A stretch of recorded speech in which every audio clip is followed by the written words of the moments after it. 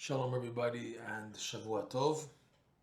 We are continuing with Rav Noson's discourse in the Likutey Halakhot, section Orach Chaim, section Bet, section 2, the laws of Birkat Hoda'ah, the laws of giving thanks, discourse number 6, paragraph 24, which again is based on Rabbi Nachman's amazing lesson 24 on the power of joy and the results of doing mitzvot with joy.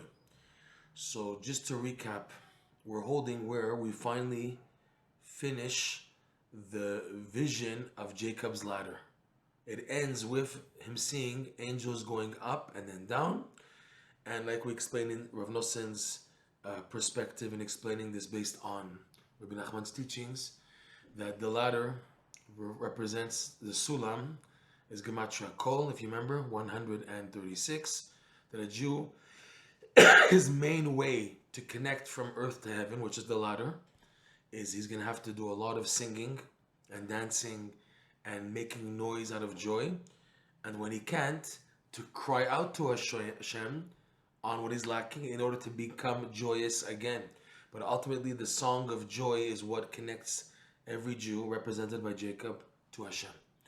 And the idea of angels going up and down are the tzaddikim who climb up this ladder and make it, but they have many attempts in life, but they succeed in the end. They're going up and down, up and down, up and down, because that's how it is. When you go up in life and you're ready for a newer perception of God, a newer level, you are purposely pushed back. And the pushing back, like we said in this earlier, creates 9 chambers. These 9 chambers, 9 vessels, serve as a conduit to receive an enlightenment of the infinite light. Infinite light translates as clarity and peace in life. We have such clarity on your purpose, your clarity on Hashem. You're seeing Hashem so clearly in your life and feeling so connected. That's a zap of the infinite light. Every Jew yearns for this, and that's the goal, that Hashem be made revealed in the world. And the number 9, Rabbi Nachman goes into it because it's made by the 3 sections of the brain. They're called Chokhmah Bina Da'at. And when a person gets bounced back, so what's affected the most is it catches him off guard, and he has no time to think about what happened, to absorb intellectually, to try to understand what's going on. So because of that, we say that the Chokhmah Bina Da'at, the 3 sections of the mind, become multiplied. 3 times 3 equals 9, because the mind is mumbled at the time when a person is pushed back. However, if a person is always working on being happy, so when he gets pushed back, even though there's no brain, there's no understanding, there's no clarity, he's able to maintain holding on due to his attitude of always trying to be happy. Because by instinct and by reflex, he will turn to try to be happy and positive. And if he's not, at least to work towards it. Even if he's fallen and he keeps on falling, but he will eventually get back up because he's always someone who's trying to work on being b'simcha. Okay? This was the vision that Jacob was given. So now the next verse where we're holding. So this is the next verse in the Parshat Vayetze. After Yaakov sees this, he sees the angels going up and down the ladder. So the next verse reads, verse 13, in the opening of Parshat Vayetze, chapter 28, verse 13. Ve'ineh Hashem nitzav alav, and behold, Hashem was standing over, nitzav, standing over, Rashi says to protect him, fine. Vayomar, and Hashem exclaimed, Ani Hashem, I'm God, Elokei Avraham Avicha, the God, the Lord of Avraham, your father, your grandfather, your father, Veloi Yitzchak, and the Lord of Yitzchak. You should know, Yaakov, Haaretz asher ata yoshochev alea, the land which you are sleeping on, which was the Holy of Holies, you were sleeping on the plot, the spot of the Holy Temple, the Beit HaMikdash, in particular the Holy of Holies, where the high section of the temple was, okay? Lecha etenena ulzarecha, I will give it to you and to your offspring. This is the final, the opening statement of God after the vision of the ladder. So what is this? Rav Noson says that this already is the result of doing the ladder. Doing the ladder properly, which means calling out to Hashem, especially calling out of joy, but also calling out when you're lacking, like the kal, like we said earlier, if you remember, the kol, it's written in the Torah, hakol kol Yaakov. The first kol is kuf lamed, missing a vav. It's lacking. When a person is crying over his lackings, okay? So when a person does that right, and he has many, many ups and downs going forward and then being pushed back in order to create properly these vessels, these 9 vessels, that within them, the person, while being pushed back, he receives a zap, an exposure of the infinite light according to his level, okay? When you do all this properly, now you reap the products, the fruit, the jackpot. What is it? So Velosson says like this, and behold, Hashem was standing over him. And the idea of standing connotes perception. Movement is back and forth, up and down, but nitzav means something yatziv, fixed. You reach a level of a fixed perception that you begin to internalize. It becomes internalized. Kirak al yedeze masig elokuto. Rav says because only through this process of the ladder, calling out and ups and downs, right, does one perceive Hashem's godliness. Shebichinat ora ein sof. Which in other words, what is Hashem's godliness? His infinite light. You get an exposure of this light and life. Right? And all this is how? Shemasig al yedei bechinat atishai chalim. That you merit to perceive through, like we mentioned earlier, the 9 chambers. And how do you create 9 chambers that serve as vessels to receive this light? Shezoche al yedei hasimcha v'chule kanizkar le'en.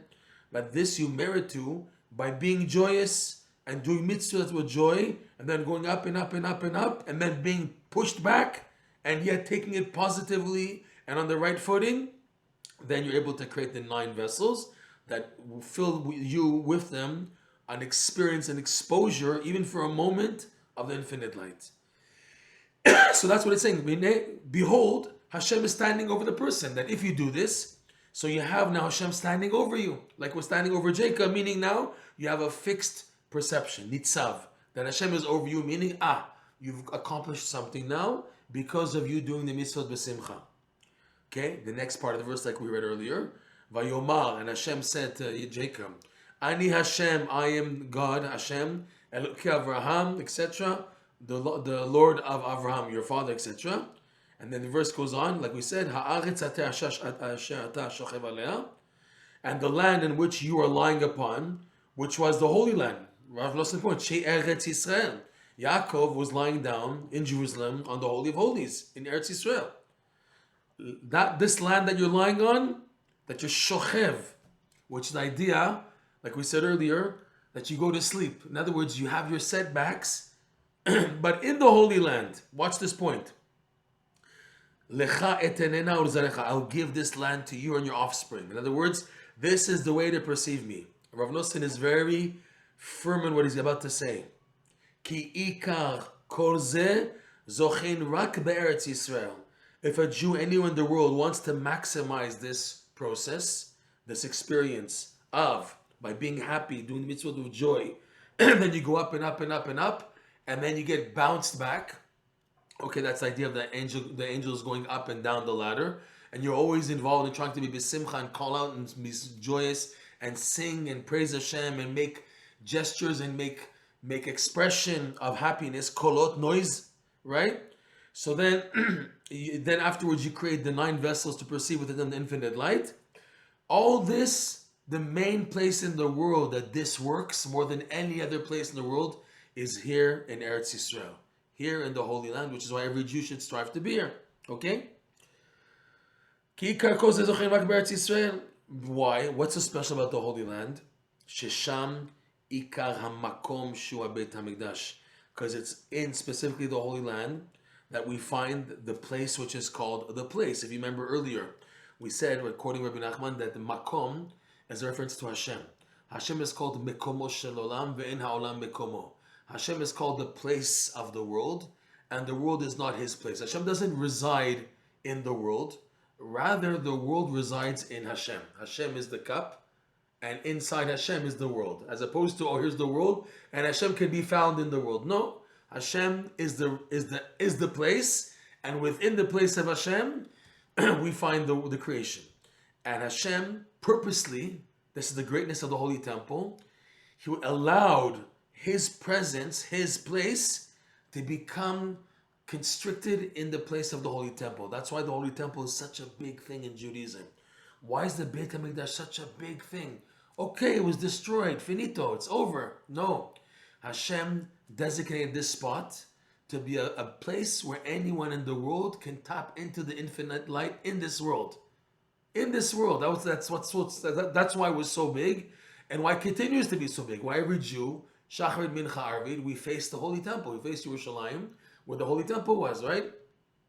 And it's a main theme in our daily lives, the rebuilding of the temple and the Holy Temple, the Beit HaMikdash. What's all the noise about the Holy Temple? It's that it was a place called the place where Hashem's infinite light could be revealed in this world. Two opposites.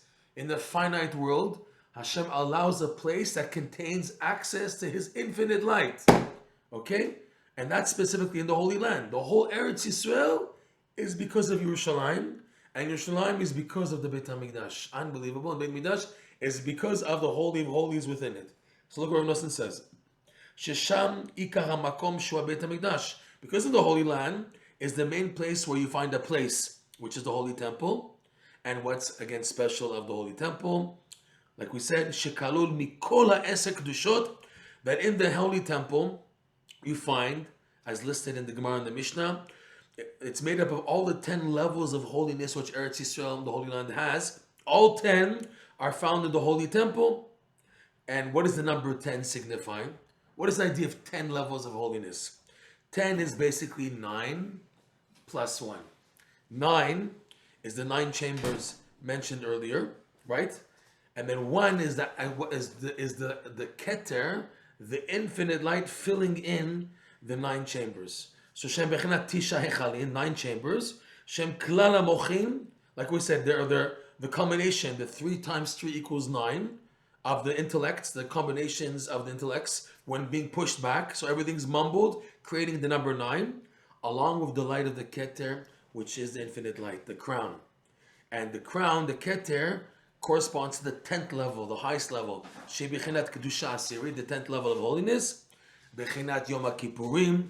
This corresponds to the day Yom Kippur, which is the 10th day of Tishrei. It's the 10th day of the 10 days of repentance. Connoting, this is the key. Nachon, Rosh Hashanah is the beginning of the year, but the culmination of Rosh Hashanah is to get to Yom Kippur, and Yom Kippur accesses the Holy of Holies, because that's the one day of the year that the high priest, the Kohen Gadol, was allowed into the Holy of Holies. So it's on the 10th day, and the Kohen Gadol high priest enters the 10th level of holiness. That's number 10. Bechinat Kodesh Kodashim, the idea of the Holy of Holies. Okay? So going back, this is what Hashem is telling Yaakov and for every Jew, that the main place that a person can connect to the infinite light is in Eretz Yisrael. Even today, you want to work on this, the greatest place to attain Simcha, and then through that Simcha, create the 9 chambers properly, which will serve as a vehicle to receive the infinite light. The main place to experience this is in the Holy Land. We should be zoche, all of us, to appreciate and live in the Holy Land, at least to walk 4 steps. Amen. If this class has enhanced you, please share this on your status, etc. Thank you very much for joining.